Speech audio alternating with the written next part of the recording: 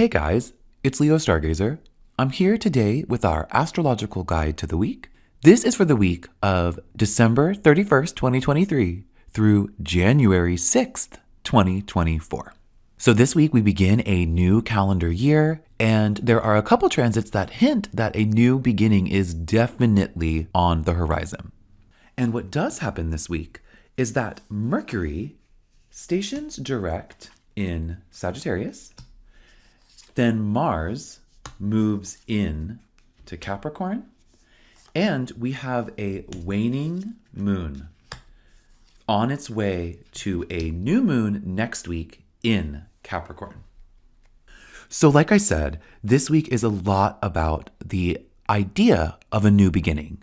The reason I say an idea of a new beginning and not a new beginning is because we really want to, this astrology at least tells us that we need to kind of ease into this restart. Mercury is just now stationing direct, which is great. That happens on the 1st. So starting out the year with Mercury stationing direct is beautiful. It's a great way to start looking forward. But Mercury won't leave its shadow until January 20th. So for a lot of the month, we are going to really be still reviewing how we can put into action the lessons we've learned from Mercury's retrograde. That will become clear as Mercury moves through its post-retrograde shadow, where it'll go through Sagittarius back into Capricorn to join Mars. So like I said, while Mercury does start to move forward this week, the true direction and the true outcome of the retrograde cycle won't happen for a little while now. So we need to definitely start looking forward, start activating and utilizing the lessons we've learned, but we need to ease into that process.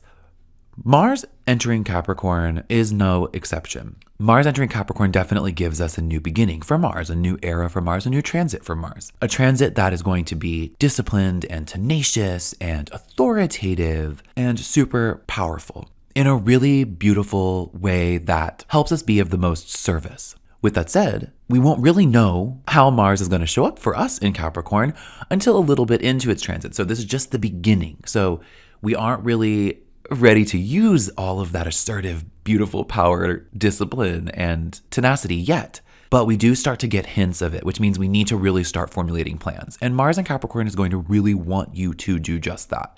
Mars in Capricorn is going to really want you to start laying down the law in your life. And I think, again, as Mercury heads back towards Capricorn, I think once Mercury re-enters Capricorn, the Mars in Capricorn of it all will become a lot more clear as well. And then the reason I wanted to mention this waning moon is because the waning moon stands in a little bit of opposition to all of this, but also ties into it very directly because the moon is waning on its way to a new moon that will take place in Capricorn. So I think you're catching on to the theme. This idea that this new moon in Capricorn next week is really where this new beginning starts. So this week, while we start to move in a forward direction, the waning moon reminds us to still stay in a reflective mode. Analyze what you were able to harvest on the most recent full moon in Cancer.